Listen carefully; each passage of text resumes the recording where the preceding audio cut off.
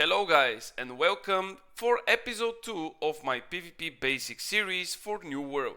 In this episode we're gonna go over the different classes, or more specifically over the different roles which are used in the PvP aspect of the game. Since we now know what are the strong and weak sides of each individual weapon, as we mentioned all of them in episode 1, we can evaluate the roles and we can tell what is the best combination of weapons for each and every role and class. We will also take a look at the different PvP modes in which all classes are mostly used for. Some of them have better performance than others just because the type and the goal of the PvP mode is different. So let's start first with the classes used in New World PvP, and let's try to get better understanding on what their goal is on the battlefield. In order to describe and clarify all the classes, we will mention few of the following requirements. The first one would be the loadout of armor, being that light, medium or heavy. Main and secondary weapons for the class, attributes and constitution levels, and of course what is the goal and idea of the fight. First, and maybe the most important class in the game, is the healer. As we all know, all battles are defined by who will survive long enough on the battlefield. The healers are those players who give out enough support to their teammates and themselves to survive long enough in the crucial fights. If we take a closer look to the perfect healer, this should be wearing light armor, as then he will receive bonus to all his healing effects. Main weapon in hand will be of course the life staff, and for secondary most of the healers prefer to have rapier.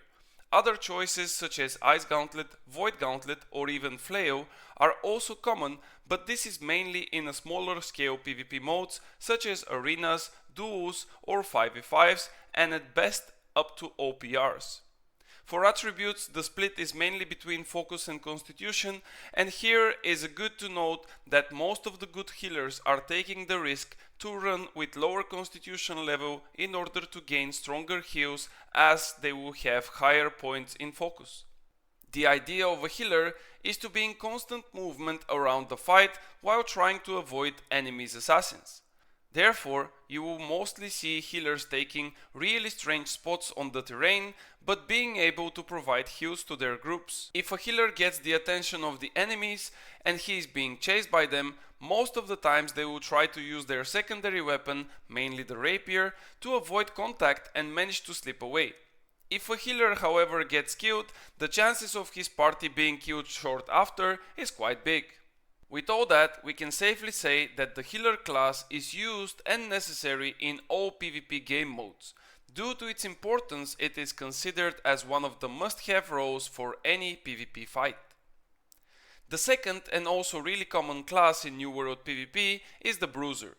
This is a role with which you aim to conquer more and more space on the battlefield, and of course to provide safe haven for your remaining teammates. Most of the fights are dictated exactly from those Bruiser players, as they are the one to control the tempo and the direction of the army. Even in smaller scale PvP, such as the arena, the Bruiser class will always take the front line and should always try to stay in between his healers or light damage dealers and of course the opponent. The Bruiser is mainly played in medium gear, but there are many people who prefer to play the heavy one as well. Equipped with a great axe as its main weapon and a warhammer as a secondary, is the vanilla Bruiser that we all know. With the recent changes, however, we can see different variations to the class, with secondary weapon choices of ice gauntlet and void gauntlets as well. The attribute points are split between strength and constitution, but in some cases where Bruisers are opting to use the artifact abyss, they are going for intelligence and constitution split. Perfect scenario of a Bruiser fight would be to try and push all enemies away from the point that they are currently standing. Regardless if that is a point of a war, OPR or simple arena, the Bruiser should always be looking forward to make the enemies uncomfortable on their feet and to reconsider their position. Same as the healers, the Bruisers are also quite important for the fights, and even more so in the bigger scale PvP. Therefore, they are a piece of each warring company, and their importance stands to this day. The next class we will talk about is the supportive mage. When people hear mage, they usually think about high damage with a lot of AoE and so on. However, this is a class that provides more support than actual damage. They are mostly used in bigger scale PvP fights such as the OPRs and wars. This is due to the fact that their main use is to support bruisers and other point players with buffs and debuffs towards the enemies. The best example of such class is the well-known Ice Gauntlet Void Gauntlet. With a lot of crowd control and debuffs, those two weapons can provide a huge impact on the fight, while routing enemy players and making sure that they would not leave the fight whenever they want to, and providing at the same time empowering buffs towards your teammates nearby. Other valuable debuffs in the kit are of course the anti-heal and the rent. This class is mainly used in heavy gear as the damage output of it is not that important.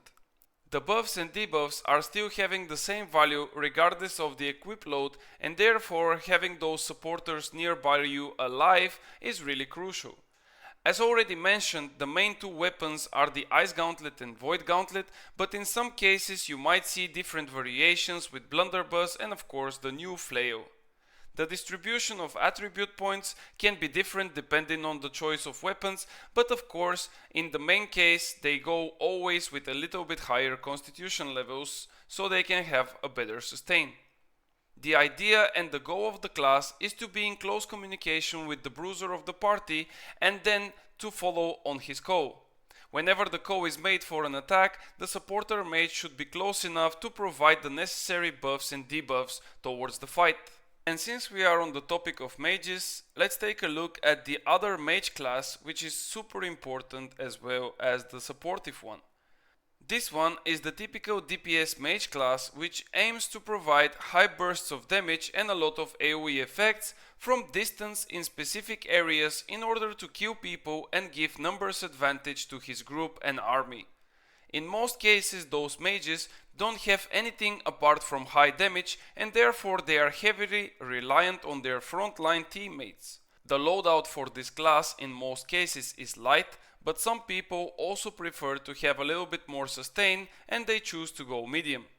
Main weapon is the fire staff, and for secondary there are a lot of other variations dependent on your teammates and the strategy with which you're entering the fight. A good AoE damage can be achieved with Ice Gauntlet, but better single target damage will be achieved with Blunderbuss or Rapier.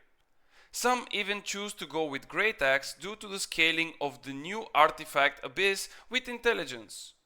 For attributes, the core is to have at least 350 intelligence and 150 constitution. From there on, it depends on the skill level and the personal build of the player, as some people decide to even go with higher constitution, reaching up to 200, but some of them can go even lower, going down to 100.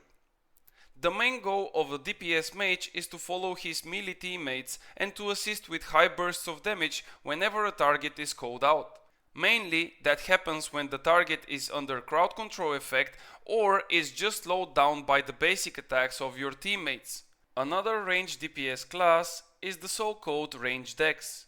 The name comes from the main scaling for the weapons that are used for that class, and those are mostly the bow and the musket. Their aim is to provide high burst of damage from distance in which not many can take the fight with. As they have a huge advantage with the range, their coordination is extremely important to secure kills. On the other hand, their lack of any crowd control or escape is making them vulnerable to other DEX players. The equip load for the class is always light in order to receive the bonus damage. Also, having the light roll to escape enemies who are trying to pressure you is quite important. Main weapons, as mentioned, are the bow and the musket, and for secondary the variety is between Rapier, Void Gauntlet or even Ice Gauntlet. In most of the cases the secondary weapons are used for an escape and survivability, but also to boost the outgoing damage due to the artifact effects. The attribute points can vary same as the DPS Mage due to the fact that it's mostly dependent on the skill level of the player. The main goal of the class is to find a good angle towards enemy healers and other unprotected players. From there, with good coordination, their aim is to kill people fast before the enemy is able to notice or react. This class relies heavily on good movement as the positioning is constantly changing during the fight. On the topic of DEX classes, we cannot go further without mentioning also the Mele DEX. The first type of which are the assassins, as they are not so popular anymore due to the recent changes. Those players are usually equipped with tools in their kit to provide high burst of damage combined with good amount of crowd control abilities in order to kill targets even alone. The risk, however, is big due to the fact that most of those players spend a lot of time in the enemy's backlines and they can be an easy target to kill. The Mele DEX assassins are mostly used in smaller scale PvP such as the arena and OPRs. In wars, they are not that common anymore due to the high risk playstyle that they are having. The loadout of the class is light due to the required damage output, but also for the fast movement and maneuver. Main weapon for the most cases is the sword and shield paired with secondary hatchet, great axe, spear, great sword or even blunderbuss. It is really versatile class which is extremely fun to discover the limits with, but the required skill level for that to happen is as well quite high. Attributes are mainly set for 150 constitution and for the rest depends on the combination of the two weapons which the player will use. Mainly they are split between strength and dex, as most of the weapons used for this class are scaling with both. The gameplay and the idea of the role is the typical assassination. Your aim should be to remain unseen by the enemy until it's too late for them. With the fast and precise execution, you should be able to kill target and leave the scene before being noticed or punished for that. While recovering your abilities and health, you should be already aiming at your next victim. And now let's take a look on the other Mele DEX class, which is not an assassin, but it definitely serves as such as well. It is mainly used as a front line of a DEX ranged group, and in most cases it can serve as a bait. Due to that reason, we can already tell that the player in this role should not be easy to kill. The aim would be to get a lot of sustain in the form of health, but also in regards to armor and damage mitigation. Combining weapons which can shorten the distance between you and the enemies while being tanky is something really important for that role as well. Lately, all Mele DEX players are aiming to get a heavy equip load paired with weapons who have good mobility skills in their kit. That's why the sword and shield is one of the most common picks for main hand, and for secondary you can go for spear, great sword, great axe, blunderbuss or whatever other weapon that will give you the extra disruption or crowd controls towards the enemies. For attributes, it again heavily depends on the player's skill level. The most common split, however, is 200 constitution, and the rest of the points can be used either in dexterity or strength depending on the weapon combination. The idea of the class is to be bait for all your ranged players, and while you are aiming at disrupting targets and not being punished for that due to your tankiness, your range high DPS teammates to have a good time to finish off those targets. It is important to note that people will try their best to avoid you and gain some distance away from you, but if you manage to use your correct abilities and staggers, you can always keep up with them. Main targets to chase with this role are always the healers and the light DPS classes from the opponent's team. The main reason for that is that they would not be able to trade damage with you and eventually they will lose. The last class that we have to mention, but definitely not last by importance, is the tank. This role has huge impact on big fights such as OPRs and wars, and a bit less of an impact in 3v3 or 5v5 fights. Many people consider the tank as just a damage sponge which absorbs damage and nothing else. However, that's not really the truth with the tanks or so-called point players in New World. There are quite a lot of weapon combinations which can be used in order to be an efficient tank and to protect the point with your life. However, in any of your choices, the equip load must be heavy as you will be faced with a lot of enemies on your head. For weapons, there are many different options which can do amazing work for you. The core of the weapons of choice should be the effects from the spells which they will use. That's why Sword and Shield with Hammer is definitely one of them, but not the only one, as Flail and Void Gauntlet can also be paired for success. For attributes, the aim again is to get high HP values, meaning that you should invest heavily into Constitution. How much? Of course, it's up to you, but preferably around 300 or 350 would be nice to have. The rest can be used in the main scale of your weapons of choice, so you can get a little bit of damage. The main goal of the tank is to get the attention of the enemies and to make them stack on his place. This is not so easy to achieve as to be said, but if you do it correctly, then you will provide a huge advantage for your teammates. Regardless of that, the tank should still be quite mobile inside the point of control and should not stay at the same spot for too long.